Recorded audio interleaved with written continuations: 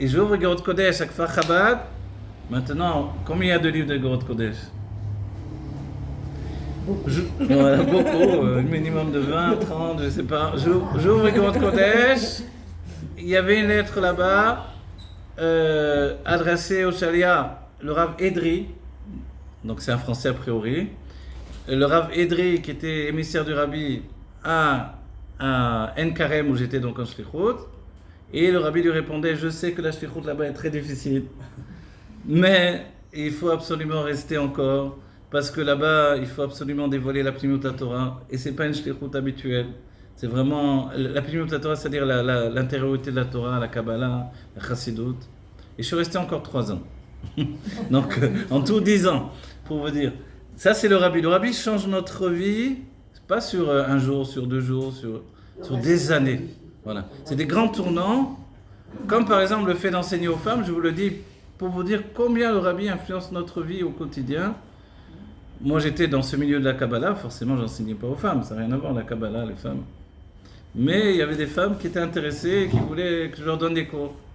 Alors j'ai dit, mais c'est pas possible. Quel rapport avec la Kabbalah, la Chassidut, d'un niveau extrêmement profond, et les femmes. Mais les femmes, vous savez, quand femme veut, Dieu veut, qu'est-ce qu'elles ont dit? Il faut faire Gerot Kodesh, demander au Rabbi. J'ai dit, bon. Et quand j'ai fait Gerot Kodesh, le Rabbi m'a dit: ça fait déjà 7 ans que vous êtes en Eretz Israël. Et ça faisait 7 ans que j'étais en Eretz Israël. Et vous ne vous êtes pas occupé de la mission que mon beau-père, le Rabbi, a donnée aux femmes de manière spécifique, qui dans notre époque, comme jamais dans toutes les autres époques, se sont mis à l'étude de la Torah et de l'intériorité de la Torah également. Donc j'espère que vous allez vous mettre au travail immédiatement. Donc évidemment j'étais comme ça, pieds poignets quand on dit. Voilà. Donc ça c'est le Rabbi qui vous change tout. Et là, je peux vous dire encore une histoire de Gerot Kodesh en 2 secondes pour vous dire combien dans notre vie le Rabbi peut être vivant et intervenir aujourd'hui. Sachez qu'en Israël, Benjamin Netanyahu, il fait Gerot Kodesh régulièrement, justement avec Shlomo Kalish, son ami. Et il y a des questions qu'on demande, que l'on soit un enfant, que l'on soit un grand-père, que l'on soit un physicien, que l'on soit un homme politique, le Rabbi a répondu à tout le monde. Et ça, c'est extraordinaire. Parce que quand un enfant écrit au Rabbi, c'est pas la même lettre que le physicien. Peut-être le Rabbi a un certain plaisir à discuter avec lui. Mais le Rabbi met la même intensité à répondre à un petit enfant que comme il répond à un érudit ou un physicien ou un chassid de Chabad. Vous comprenez? Et ça, c'est en soi extraordinaire. C'est-à-dire, c'est une leçon de vie.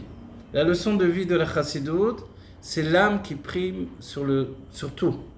Et c'est pour ça que le Rabbi nous dira, c'est pas parce que ton enfant est un enfant que tu vas être léger avec lui sur la cacheroute. Non. C'est un enfant, mais c'est une âme qui est sans doute une vieille âme. Et qui vient aujourd'hui, qui t'a été confiée, qui doit faire son tikkun, sa réparation. Le mot tikkun, c'est pas forcément réparation. Ça aussi veut dire se structurer. C'est ça, c'est la vraie traduction. Tikkun, en hébreu, on l'utilise pour le terme de se réparer, mais en fait, ça veut dire se structurer. On se structure de vie en vie, et on revient d'une vie à l'autre.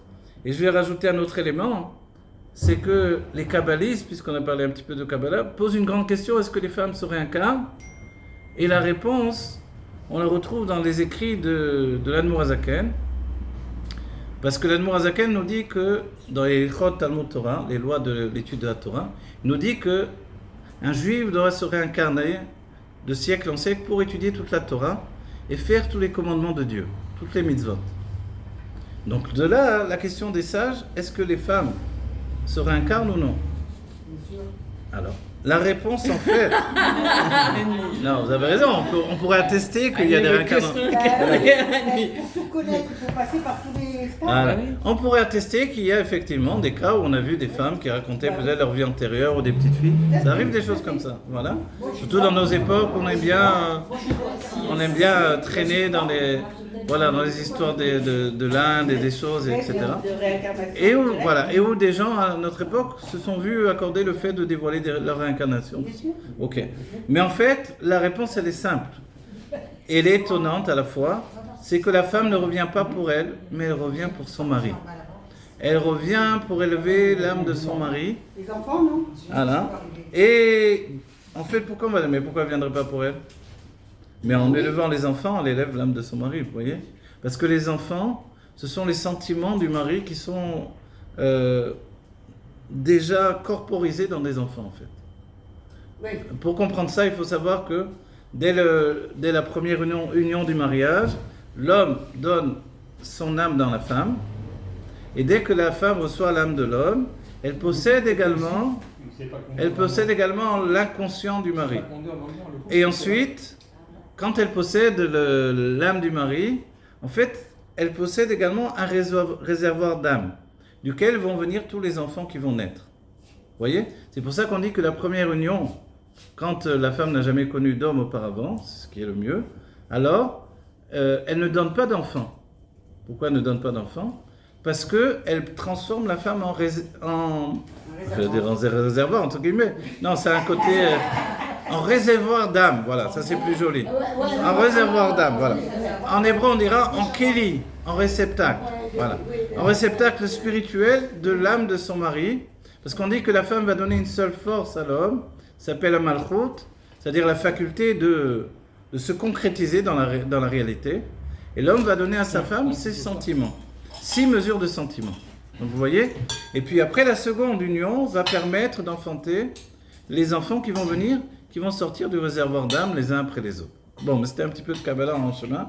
Alors tout ça, hein, pour vous dire que, vous voyez ce que l'on dit la Torah, hein, la Torah vient nous apprendre que les choses ne sont pas exactement comme tu penses.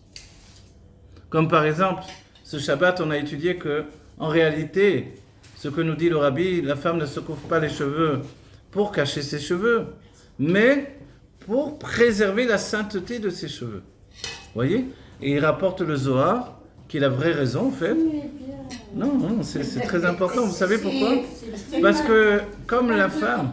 Non, ça vient du Zohar. La femme mariée, hein. Ah oui. Et regardez, simplement. Oui, la femme mariée, bien sûr. Mais simplement, autrement, elle ne pourrait pas se couvrir les cheveux avec des cheveux. Parce que les perruques que vous voyez des femmes religieuses, ce sont des vrais cheveux. Et puis quand la femme, grâce à Dieu, a des cheveux blancs, personne ne le sait. Elle reste jeune indéfiniment, c'est la jeunesse éternelle, grâce à Dieu. Donc elle a acheté sa jeunesse éternelle. Voilà. Donc en fait, tout ça, on va dire, mais c'est quoi toutes ces notions qui se cachent derrière les choses? C'est que derrière ce que l'on voit, il y a une notion profonde. Et c'est pour ça que, quand la femme vient au monde, elle doit lui donner de s'attacher à un arbre de vie. Dans notre génération, l'arbre de vie, c'est le Rabbi de Lubavitch. On va dire, mais pourquoi c'est un arbre de vie? C'est parce que c'est lui qui vitalise les Juifs aux 4 coins du monde. C'est lui qui a envoyé un chaliar à Porto-Bec. C'est lui qui a envoyé un chaliar à Katmandou, qui a envoyé un chaliar, un émissaire, de partout dans le monde. Vous voyez la carte, elle est là. Je me rappelle quand j'étais au Kinous HaShluchim, on vous montre la carte, tac, ça brille. Je peux vous raconter. Et on voit les shluchim dans tous les endroits du monde. Et je me rappelle, il y avait une année, c'était en 2001, tout à coup, ils avaient envoyé pour la première fois des shluchim. Vous savez où c'était? Alors c'était au Groenland. On va dire, mais pourquoi il y a des shluchim là-bas? Ils sont arrivés avec des combinaisons, avec des glaçons. Comme ils sont habillés, ils faisaient pingouins. Non, on dit alors, mais pourquoi il y a besoin vraiment des shluchim là-bas, des émissaires du Rabbi là-bas? Nous dit oui, parce qu'en fait, d'après les chercheurs qui allaient là-bas faire des expériences, des recherches scientifiques, il y avait également des juifs. Et ces juifs-là, il leur fallait aussi un shaliar.